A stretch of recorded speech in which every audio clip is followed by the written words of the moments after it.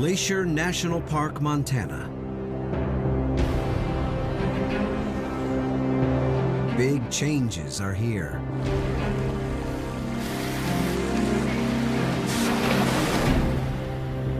Wow, this is crazy. Some marvels fight to endure.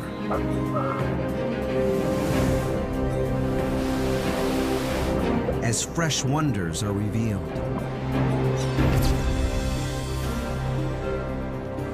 What new wilderness will emerge? That's a massive feature up there.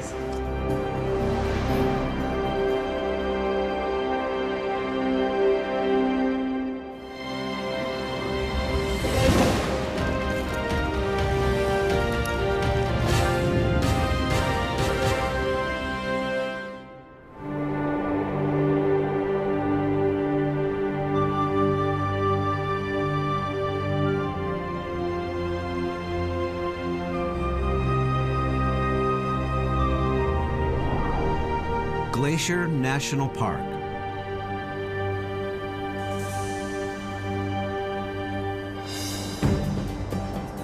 Six dramatic peaks over 10,000 feet, all carved by glaciers. Lakes that hold icebergs year-round.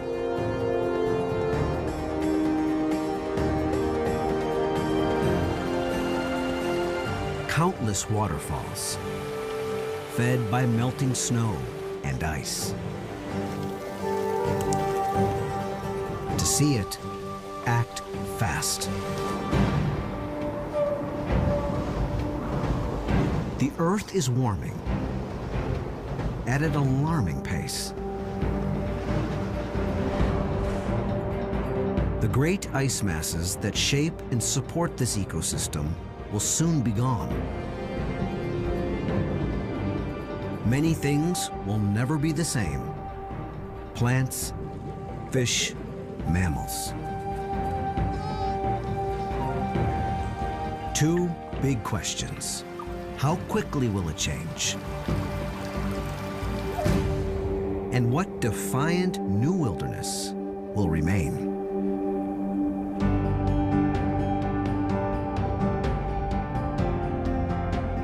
To find out, teams of scientists. This is a brand new thing going on here. Explorers. You think I should go a little higher? And adventurers. There's a lot of unknown. They fight to keep up with the speed of change. To predict what will happen next in an environment already extreme.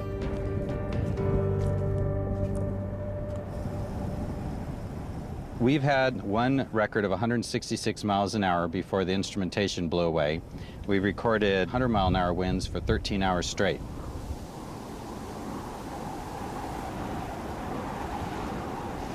Dan Faegre is a scientist for the U.S. Geological Survey and this area's lead expert on glaciers. The right man to lead a key investigation.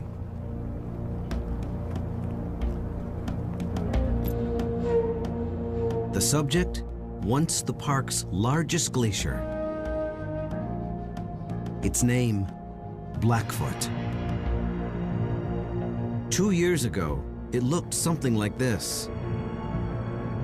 Then,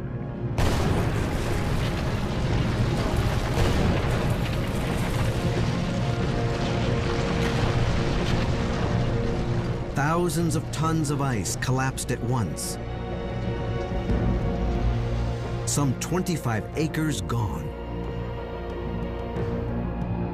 Perhaps a defining moment for this wilderness.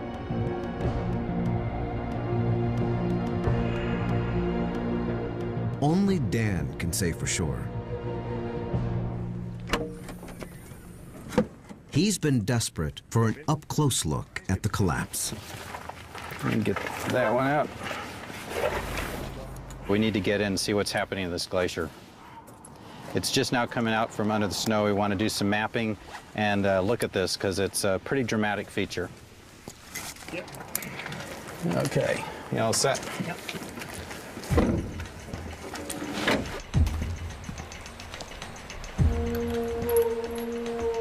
It's a 3-day expedition, much of it off the beaten track.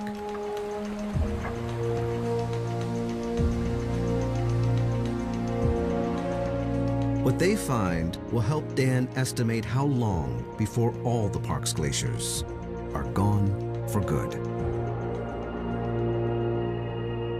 The rate at which we've seen glaciers melting here is already quite dramatic, but when they're occurring in these large events like this, it means that the pace is quickened. The success of this mission is still uncertain. Weather has stopped them before. Rain, lightning, fog, snow. All a gamble. Most of the year, Glacier looks like this.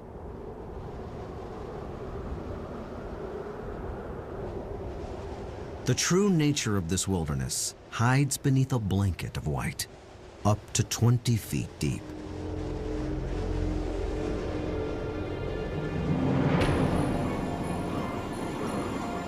Then everything changes.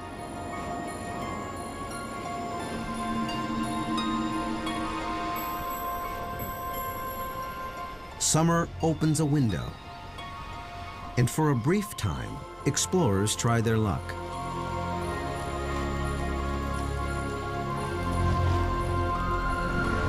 For tourists, the Going to the Sun Road opens clear through. The only road that cuts through the heart of this million-acre wilderness.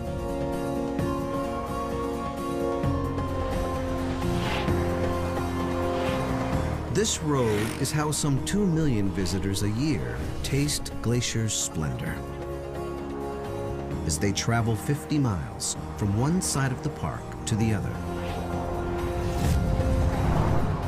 But beyond the blacktop, safe passage in this region is less certain.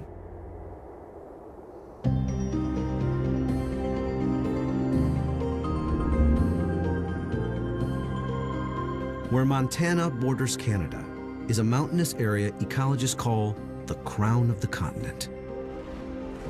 Right in the middle, Glacier National Park. It joins Canada's Waterton Lakes National Park to make the jewel in this crown.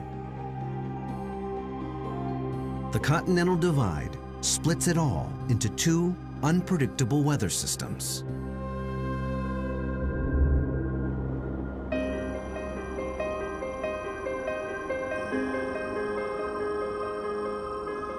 The mountainous western half is wetter, getting its weather from the Pacific Ocean. The eastern half is drier and adjoins the vast plains of the Midwest.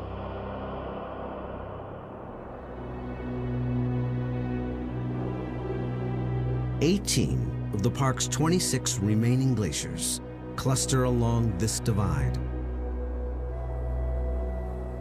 In the drier months, both sides depend on water from melting glaciers.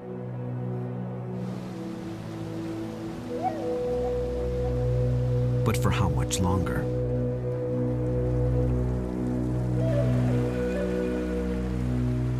Well, the stream we're next to right now is basically meltwater from the snowfields and the glaciers. A lot of these systems that depend on this water are going to dry up and you'll have big changes in vegetation.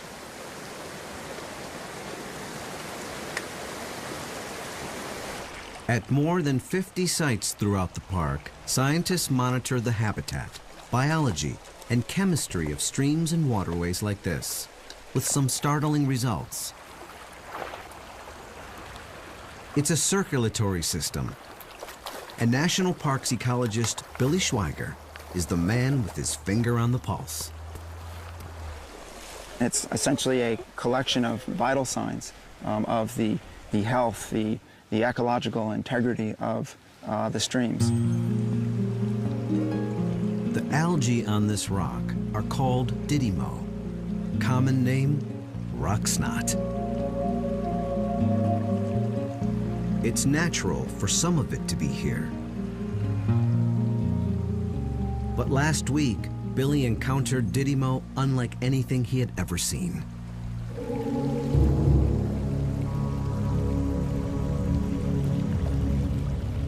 Look at this.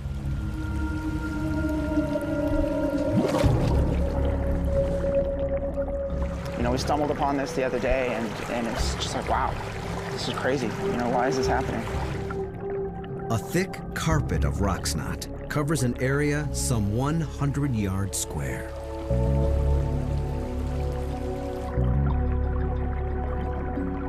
Possibly the park's largest bloom ever. So the texture is very much like wet cotton. Feels like walking on shag carpet. For an aquatic insect trying to live in this, they want it to look like that, right? But it looks like this. This is a completely qualitative change in what this stream is like.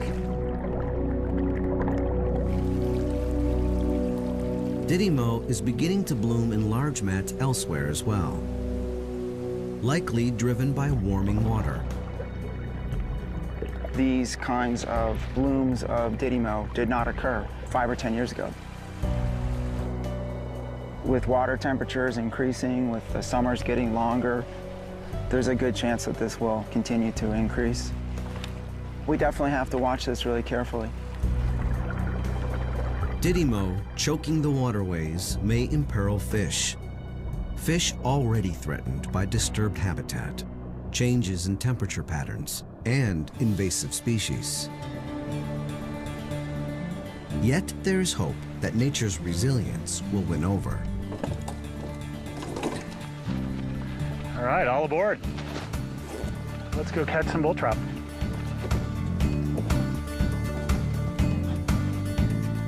Clint Mulfield is on a 3-day expedition to the park's remote north.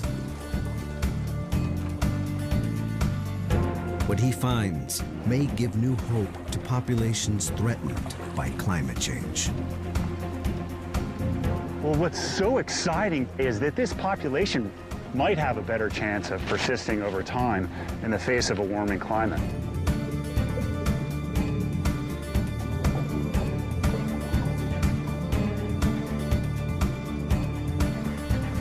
This team of USGS fisheries researchers paddles across lower Kintla Lake. Below them, the type of biological change common throughout Glacier National Park. These native bull trout are threatened by invasive species. We've seen tremendous declines in bull trout populations to the point that many of these populations are literally on the brink of extinction. But traversing lower Kintla Lake is just the beginning of their quest. They've had a report of odd goings-on in the next lake up. Home to some of the strangest fish in the park.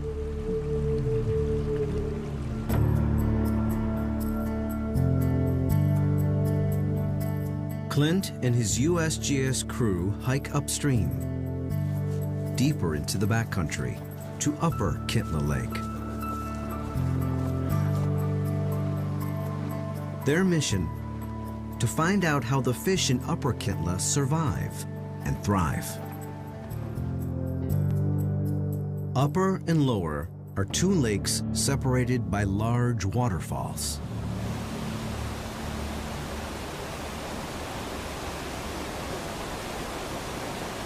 Barriers that stop invasive fish from swimming upstream. The upper Kintla population has not been perturbed at all. It's remained like it is today over 10 to 14,000 years. In isolation, upper Kintla's fish seem to have adopted the strangest habits.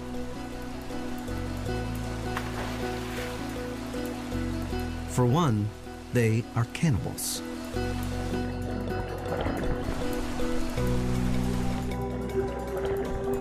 Big bull trout eat small bull trout. It's obviously working for the population.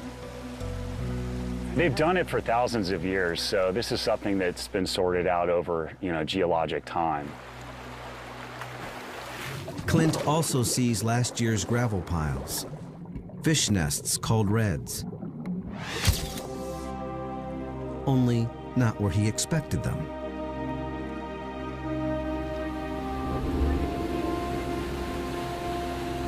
Fish usually go upstream to spawn, but not the bull trout in this lake.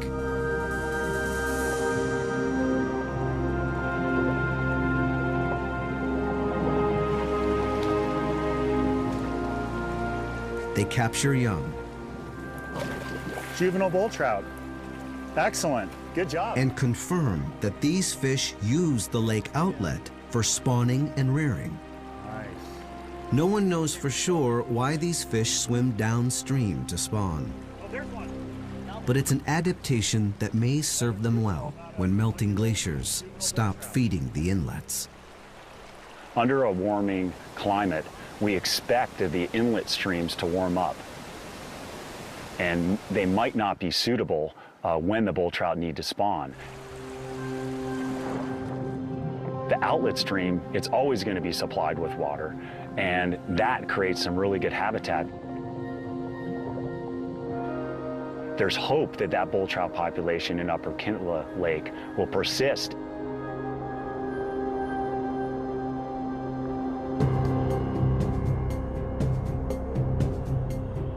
As the glaciers disappear and temperatures rise, many waterways in the park will get warmer. Most fish will feel it. And at least one human.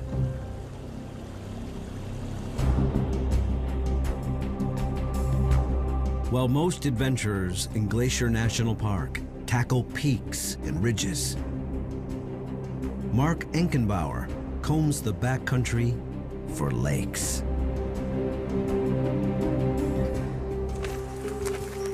I've stared at the map and I've just learned this 1,000,000 acres so much that I've kind of started looking at it more in terms of a series of drainages. You know, a lot of people think of it as a park of peaks. I see it as a park of lakes. Mark is 6 years into an 8-year quest to jump into all the named lakes in the Waterton Glacier Wilderness, some 168. Definitely not a bad view.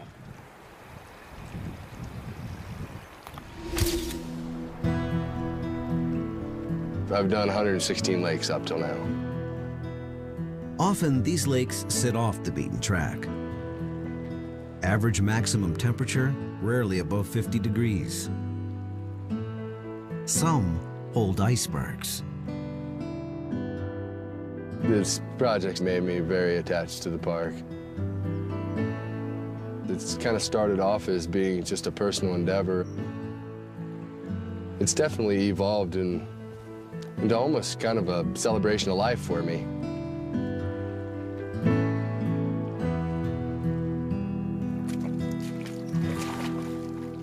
Now, a frigid moment of truth.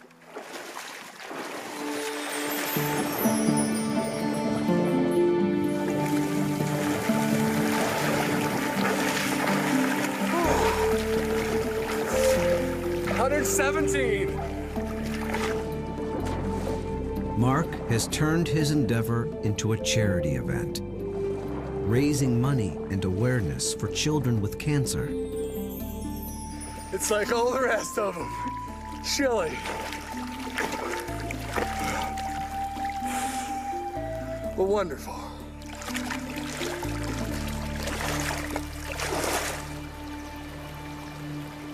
Mark has 50 or so lakes left. He'll be done in a few years. The question everyone wants to know: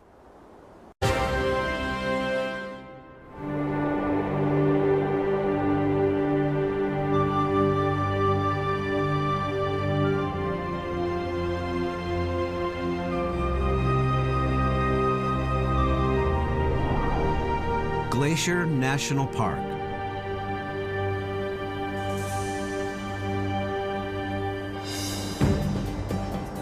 Six dramatic peaks, over 10,000 feet. Act fast. The Earth is warming at an alarming pace. The great ice masses that shape and support this ecosystem will soon be gone. Many things will never be the same.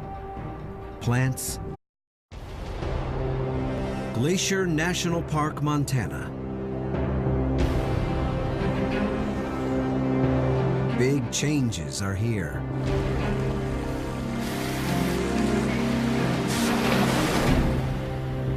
Wow, this is crazy. Some marvels fight to endure.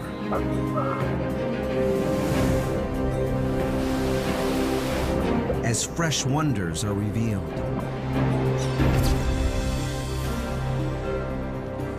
What new wilderness will emerge? That's a massive feature up there.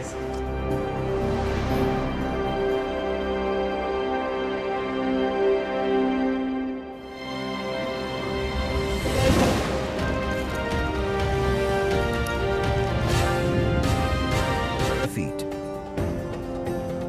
All carved by glaciers. Lakes that hold icebergs year-round.